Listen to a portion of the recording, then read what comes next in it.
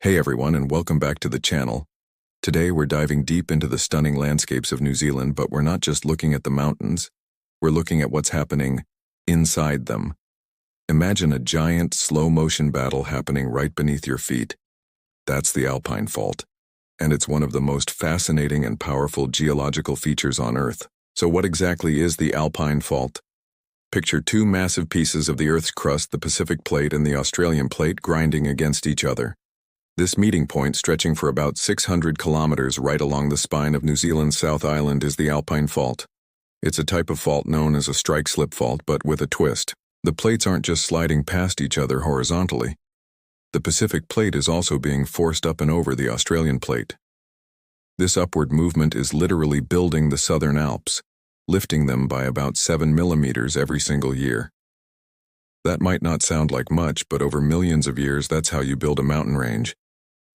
This constant pushing and shoving isn't a smooth process. For decades, even centuries, the fault can get stuck. The two plates are locked together, but the pressure keeps building. It's like pressing your hands together and trying to slide them.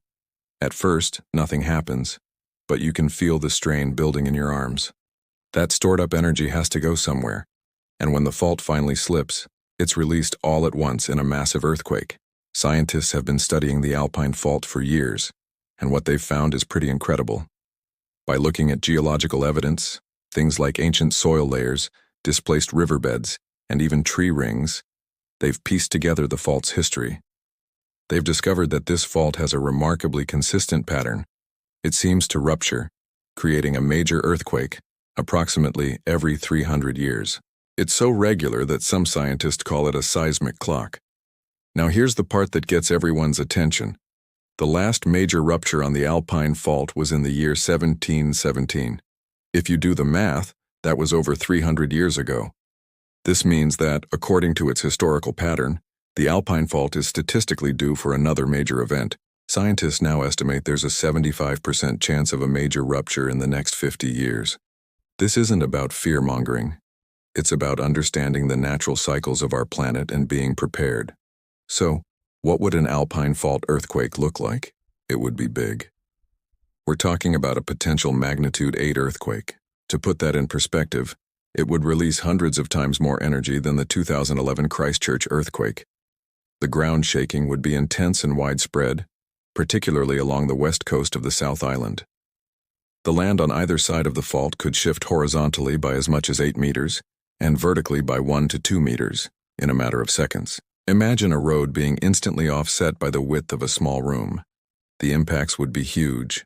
The shaking could trigger widespread landslides, especially in the steep Southern Alps, potentially blocking roads and rivers.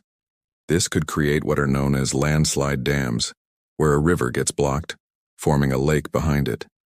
These dams can be unstable and could burst, causing catastrophic downstream flooding. Infrastructure would be severely tested. Power lines, communication cables, and roads crossing the fault line would be severed. Many communities, especially on the west coast, could be cut off for days or even weeks. But here's the important part. New Zealand knows this. This isn't a surprise party. An immense amount of work is being done to prepare for AF8, as the next Alpine Fault earthquake is called. It's a nationwide effort.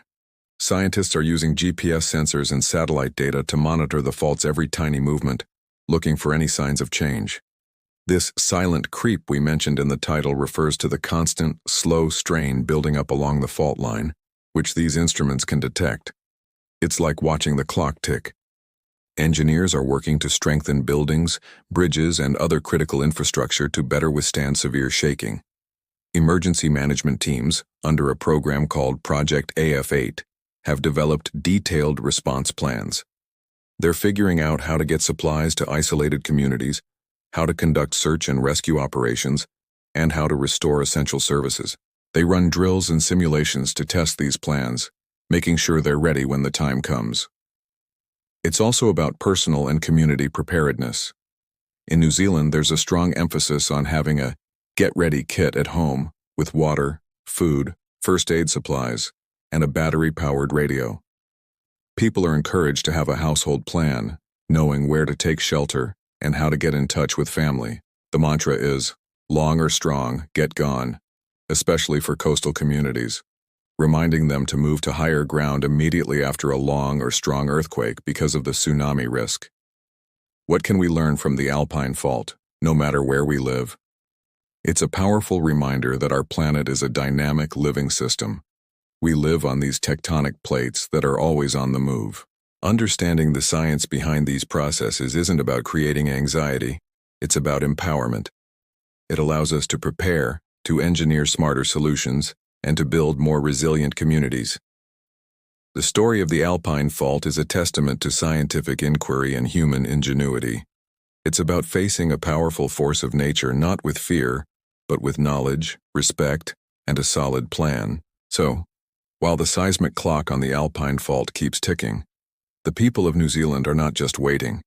They are watching, learning, and preparing. It's a remarkable example of science in action, helping to protect lives and build a safer future on one of the most geologically active places on Earth. Thanks so much for joining me on this deep dive today. It's a fascinating and really important topic. If you found this interesting, please hit that like button and consider subscribing for more content about our incredible world. Drop a comment below if you have any questions or know of other amazing geological stories. Stay curious, and I'll see you in the next video.